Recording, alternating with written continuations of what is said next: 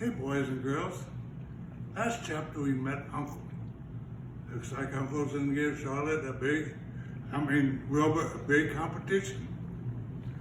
Chapter 18 is the cool of the evening. In the cool of the evening, when shadows darkened the fairgrounds, Templeton crept out of the crate and looked around. Wilbur lay asleep in the straw. Charlotte was building a web. Templeton's keen nose detected many fine smells in there. The rat was hungry and thirsty. He decided to go exploring. Without saying anything to anybody, he started off. "Bring me back a word," Charlotte called after him. "I shall be riding tonight for the last time." The rat murmured something to himself and disappeared into the shadows. He did not like being treated like a messenger boy. After the heat of the day, the evening came as a welcome relief to all. The Ferris wheel was lighted now. It went round and round in the sky and seemed twice as high as it did during the day. There were lights on the midway, and you could hear the crackle of the gambling machines and the music of the merry-go-round and the voice of the man in the Beano booth calling numbers. The children felt refreshed after their nap. Fern met her friend Henry Fuzzy, and he invited her to ride on the Ferris wheel. He even bought a ticket for her, so it didn't cost her anything. When Mrs. Arable happened to look up into the starry sky and saw her little daughter sitting with Henry Fuzzy and going higher and higher into the air, and saw how happy Fern looked, she just shook her head. My, she said. "Henry Fuzzy, think of that." Templeton crept out of sight. In the tall grass behind the cattle barn, he found a folded newspaper. Inside it were leftovers from somebody's lunch: a deviled ham sandwich, a piece of Swiss cheese, part of a hard-boiled egg, and the core of a wormy apple.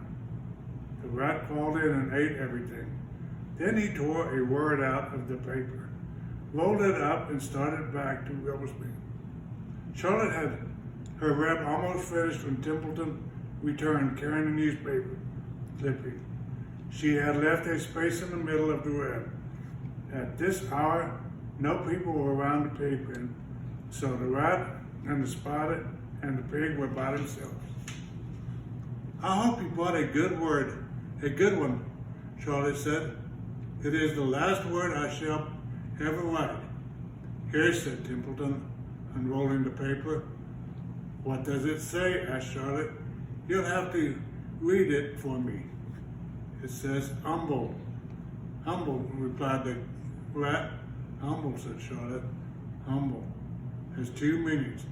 It means not proud, and it means near the ground. That's Wilbur all over. He's not proud, and he's near the ground." "Well, I hope you're satisfied," sneered the rat. "I'm not going to spend all my time fetching and carrying. I came to the fair to enjoy myself, not to deliver papers." "You've been very helpful," Charlotte said. "Run along if you want to see more of the fair." The rat grinned. "I'm going to make a night of it," he said. The old sheep was right. This fair is a rat's paradise. What eating and what drinking, and everywhere good hiding and good hunting. Bye-bye, my humble Wilbur. Fare thee well, Charlotte, you old schemer.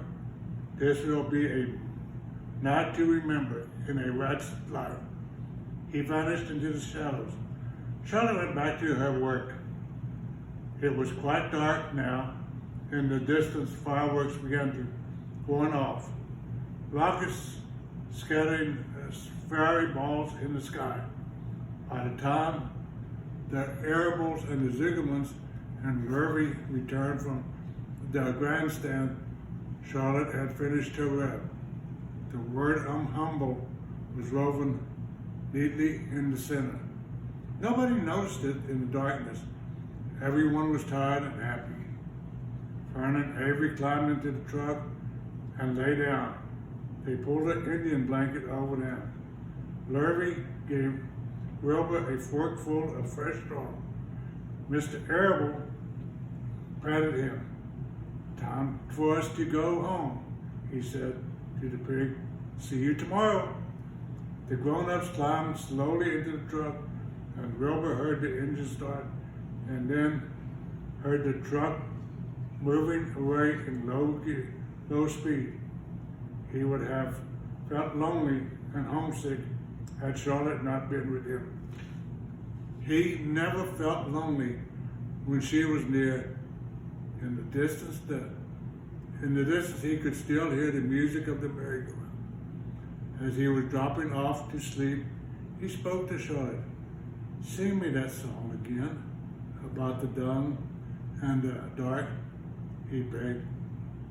"Not tonight," she said in a low voice. "I'm too tired." Her voice didn't seem to become from her rev.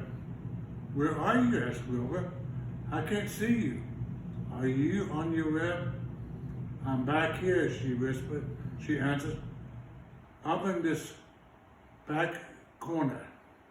"Why aren't you on your rev?" asked Wilbur. "You almost never leave your rev." "I've left it tonight," she said. Wilbur closed his eyes.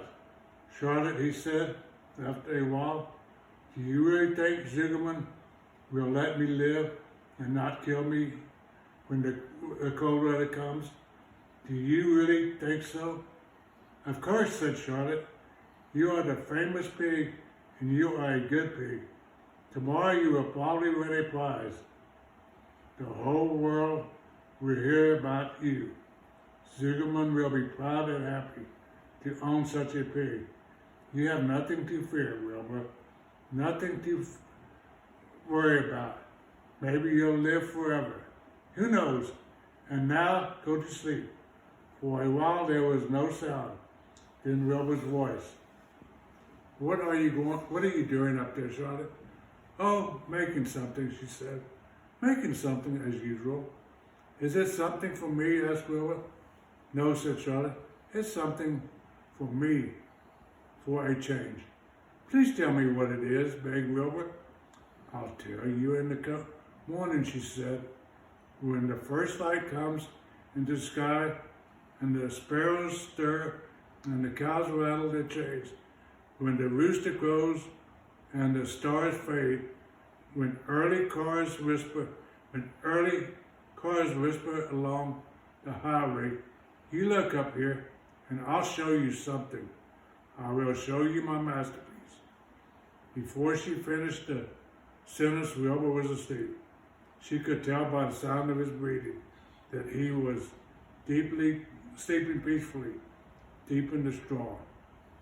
Miles away at the Arable's house, the men sat around the kitchen table eating a dish, canned peaches, and talking over the events of the day. Upstairs, Avery was already in bed and asleep. Mrs. Arable was tucking Fern into bed. "Did you have a good time at the fair?" she asked as she kissed her daughter. Fern nodded.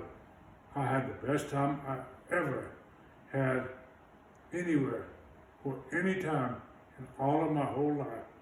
"Well," said Mrs. Arable, "isn't that nice?" Boy, sounds like they had a good time at the fair.